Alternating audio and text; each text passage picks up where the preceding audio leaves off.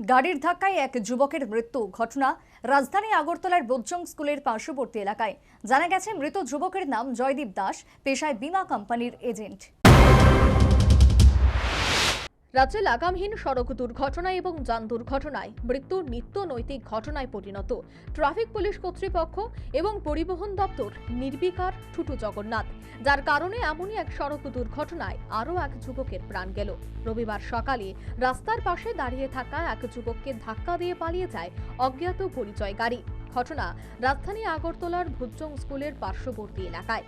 স্থানীয় সাধারণ যুবকটিকে রাস্তায় পড়ে থাকতে দেখে নিজেরাই স্বউদ্যোগে জিবি হাসপাতালে নিয়ে যায়। তবে হাসপাতালে আনার আগেই তার মৃত্যু হয়েছে বলে চিকিৎসকদের উদ্ধৃতি দিয়ে জানালো সংশ্লিষ্ট জনৈক যুবক। মৃত যুবকের আইডেন্টি কার্ড থেকে জানা গেছে তার নাম জয়দীপ দাস। খুঁজে পাই না, আমরা মাঠে খেলতাম, গেছিলাম পরে দিয়ে সেটা পড়ে রয়েছে। কোন জায়গাতে পাইছেন আপনারা? এটা মনে হচ্ছে উনি রাজধানী হোটেলটা পাশে। কিভাবে দুর্ঘটনাটা হয়েছে? আপনারা তো নিজের উদ্যোগে নিয়ে আইছে, এখানে আনার পর ডাক্তারবাবুরা কি কইছে? ডাক্তারবাবুরা কইছে যে আইটিআইটি ব্রড ডেথ। এখন অব্দি নাম পরিচয় পাওয়া গেছে? নাম তো জানো, জয়দীপ দাস, একটা আইডি প্রুফের ভিতরে। বাড়ির লোকে কি কোনো গাড়ি কি ধাক্কা দিছিল নাকি? গাড়ি তো একটা কি গাড়িটা? মাল গাড়ি টাইপ। চালকরে কি আটক করা হয়েছে?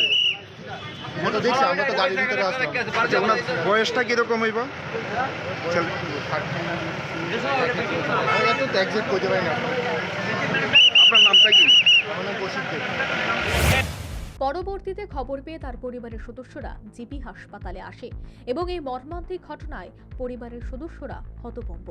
জানা গেছে মৃত যুবক একটি বীমা কোম্পানির এজেন্ট।